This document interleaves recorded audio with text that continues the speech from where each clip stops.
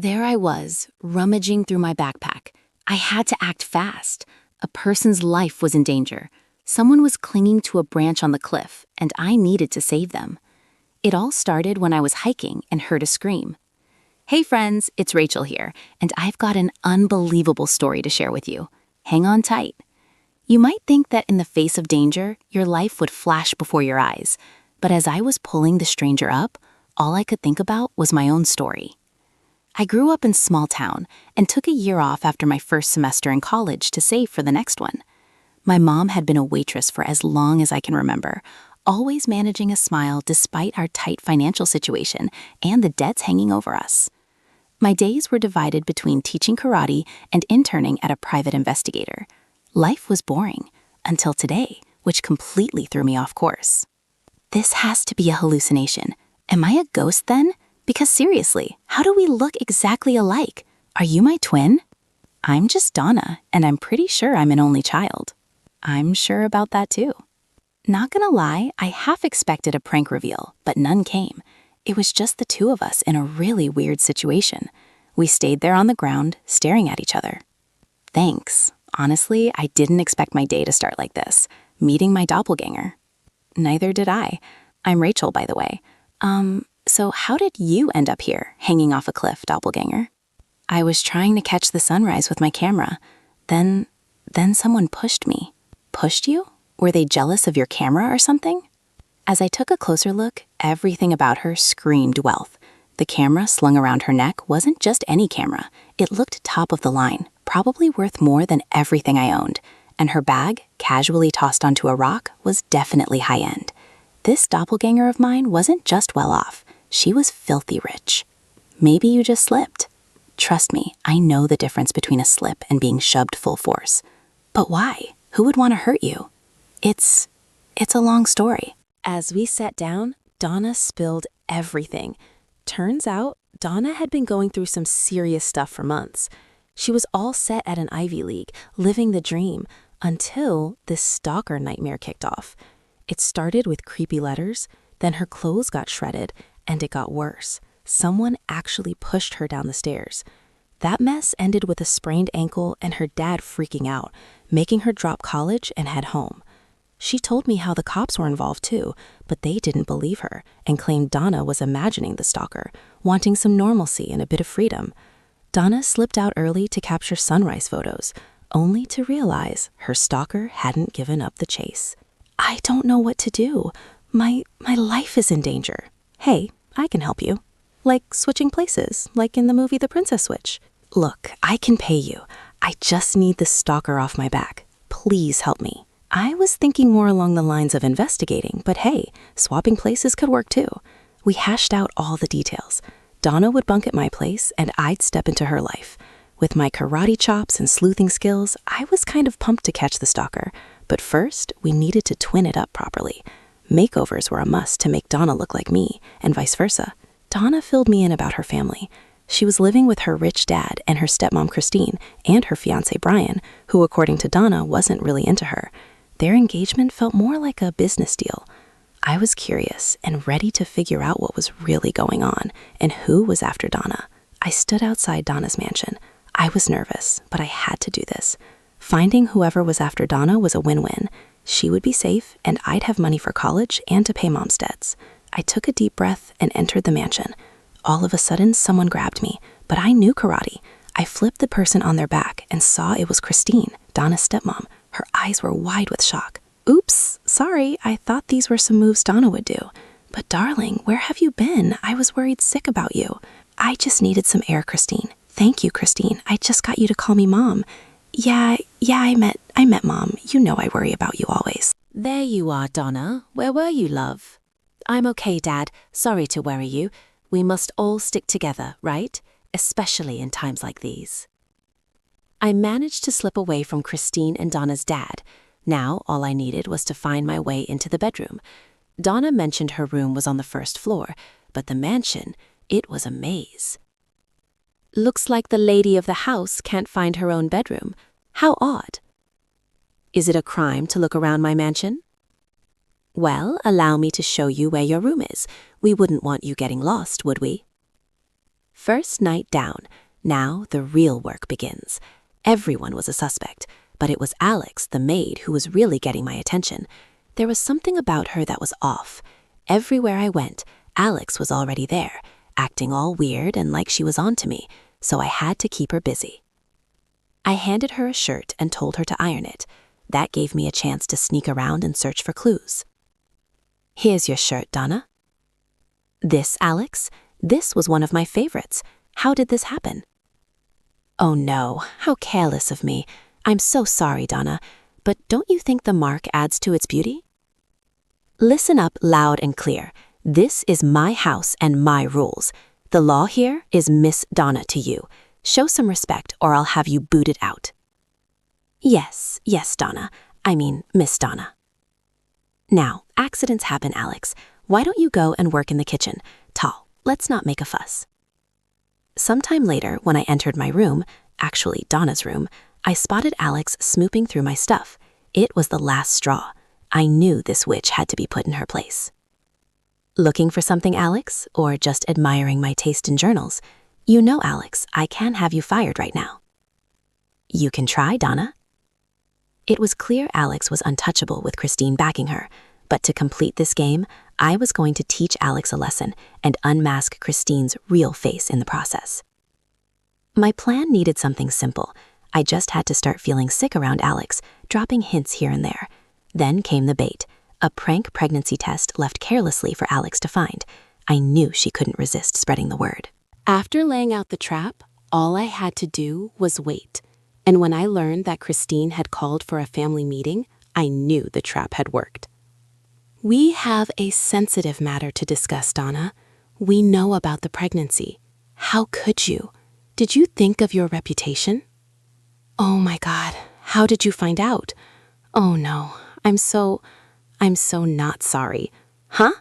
April Fools. I knew this would get to you guys. I ordered a prank pregnancy test to fool you. Got you both, didn't I? I just knew your lapdog Alex would run to you and tell you. Thanks a lot, Alex, for making my April Fool's plan work. There I was, buried in Donna's laptop, digging for dirt on Alex and Christine too.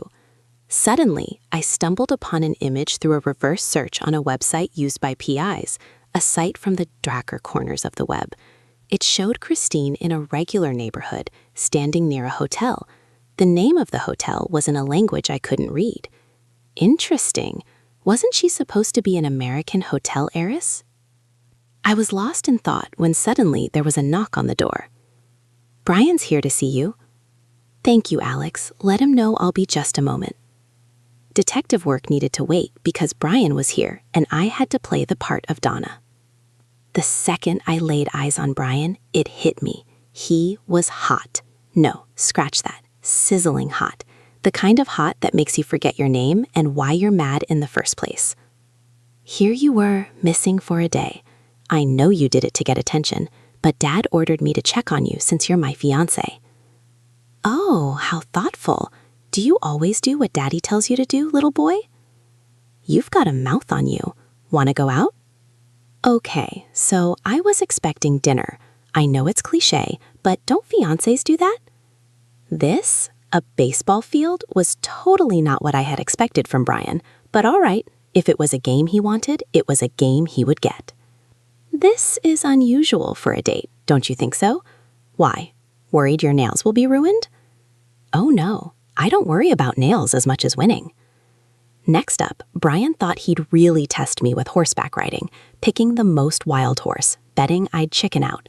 But surprise, surprise, I clicked with that horse like we were old friends. How? How did you do that? Brian, even the wilds can be tamed. In the days after, Brian really tried to shake things up, taking me from one tough activity to another, thinking I'd back out. But he had no idea who he was dealing with. I've been doing a lot of thinking, Donna. I enjoyed this, whatever this is between us. I'm sorry I was rude to you before. I'll forgive you, but only if you take me out to eat. I'm starving. Absolutely. I'm hungry too, and I've got an amazing place in mind. Okay, so I was hungry, but there I was in the very restaurant my mom worked at. Talk about bad luck, right? Are you okay? I know a better place. Talk about a close call. Luckily, a few blocks down from my mom's spot, we hit the jackpot, a hot dog truck. You're full of surprises, aren't you? Yeah, I get that sometimes. In all this mess, I realized I was starting to like Brian, but the reality was I couldn't have him. He was supposed to be Donna's guy, not mine. It had been quiet for 10 days. No attacks, no weird letters. It seemed like the stalker had disappeared. Yet I felt I was on the verge of uncovering something big. Christine's past was a mystery. I knew I needed to dig deeper, but my PI skills had to be put on pause for a yacht party for Donna's dad's birthday. I was enjoying myself, but when I spotted Alex leaving the main cabin, I followed her to the deck. Suddenly, while I was near the railing looking for Alex, someone pushed me hard and I fell into the water. The ice-cold water wanted to swallow me to the bottom of the ocean. I was struggling to stay afloat, and I didn't know how to swim. I thought I was gone, but then I heard Brian's voice. "Hold on, I got you. You're safe, Donna. Oh God, what happened?" Someone pushed me. Whoever it was must still be on this yacht. I have to find them." "What's going on here, Christine? Another one of your plans? You think you're smart, but I know you're not who you say you are. And I know your dirty secrets, Christagene." Just as I was about to lunge at the witch, I heard screams. We all rushed to the main cabin and saw Donna's dad on the floor. I knew I had to deal with that first. An air ambulance was called. When we finally reached the hospital, the doctors informed us that Donna's dad had suffered a major heart attack. In all of this, Brian stood by my side. The next day, Donna's dad finally woke up. As I sat by his bedside, relieved tears glistening in my eyes, he dropped a bombshell. "Donna, darling, your wedding with Brian, it's been arranged. I want you to marry him as soon as possible, and I'll transfer control of the company to you." "But Dad, why the rush?" "My condition is worsening, sweetheart. I want to see my only daughter walk down the aisle while I still can." As the weight of inheritance rights loomed over us, I knew I had to bring Donna back into this. I called Donna, told her everything, and mentioned I was on to something big about Christine. We both agreed on what to do next. The wedding day felt like a storm I was brewing. My heart was racing as I stepped into the aisle, draped in black instead of white. It was a bold move, a statement. As I walked, every eye in the church widened in disbelief, but Brian's expression remained full of love. Just as the ceremony was about to be sealed with vows, Christine stood up. "I object. This girl is not Donna. She is a fraud. She's a murderer who took Donna's place." "What are you saying, Christine?" "I am Donna, and I'm alive, and I'm the one who will get all the wealth my dad has saved for me. You're nothing but an imposter. I know that Donna died that day at the cliff." "The day at the cliff? Funny you know about that, because I thought you were worried sick for me all day." Admitted Christine, you knew about the cliff incident only because you were there. You pushed Donna. "What madness is this?" "The madness is about to begin, right, Christine? Oops, I mean Krista. You've woven a web of lies, Krista, starting as a maid, marrying the wealthy owner of a hotel in Austria, only for him to meet a mysterious end. And now here you are, ready to trap another victim. But this time there was a hurdle in your path, Donna, the darling daughter of the man whose wealth you wanted. So you hatched a plan to kill her." "Shh, she's lying. She's making this all up." If you weren't plotting against Donna and her dad, then why did you have your own daughter, Alex, hired as a maid in the mansion? Tell me, am I making this up? Admit it, Christine. You and your sniffling daughter were up to no good. You're caught. Once the truth was out, Alex's face paled and Christine had a mad look in her eyes, and suddenly she attacked me. I acted quickly and tackled Christine to the ground. She then looked up and saw someone walking towards her. "Donna?" That was the moment both mother and daughter knew it was over and we had won. "Dad, Rachel's right. All those times I was in danger, it was Christine and Alex. I had to swap places with Rachel to find out who was after me. Rachel caught them trying to hurt her on the yacht." "Christine, you witch. Security, get her now and catch her vile daughter too." Hearing Donna's dad, Christine quickly stood up to run away, but security grabbed her before she could escape. As for Alex, she nearly made it out, but Donna was faster and caught her. A week had flown by since the wild wedding drama, and Donna and I were back to our own spaces. She was at her mansion, and I was at my place. Christine and Alex got arrested and ended up in jail. But honestly, all I could think about was Brian. My heart missed the moment spent with him, but he was never mine to begin with. I was lost in my thoughts when suddenly I heard the doorbell ring. I knew Mom was out to get groceries, so I hurried downstairs to check the door, and when I opened it, I was stunned. Brian, Donna, and her dad stood there. What are you guys doing here? Well, Brian had something to say to you. Come on, say it. Rachel, these past days have been endless without you. I've done a lot of thinking, and it's clear to me now. My heart belongs with you. Rachel, will you marry me? Oh my God, yes, 100 times yes. I felt ecstatic. Right then, Mom returned from the store, and seeing Donna and me side by side, she was shell-shocked. Oh my goodness, Ash, you're back? There's something you both need to know. Rachel, you had a twin sister named Ash. We lost her in a crowd at a carnival years ago when you were both just 1 year old. This can be the only reason why you two look alike. You are twins. Donna, my darling, I adopted you from foster care years back. I had no idea about your past, about any of this. So you're not just my friend. You're my sister, my twin. And I found my mom, my family. Yes, this is the happiest day of my life. If you've ever discovered that family can come from the most unexpected places and that courage can uncover the truth, drop a comment below and share your thoughts with us.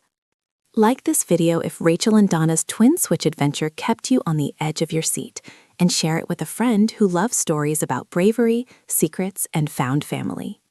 What do you think will happen next for Rachel, Donna, and their new family? Leave your predictions in the comments and don't forget to hit the bell icon to get notified about future stories. If you enjoyed this thrilling tale of swapped lives and sisterly bonds, give the video a thumbs up and tell me, have you ever had a moment where helping someone completely changed your own life? I read every single comment. Thanks for watching. See you in the next one.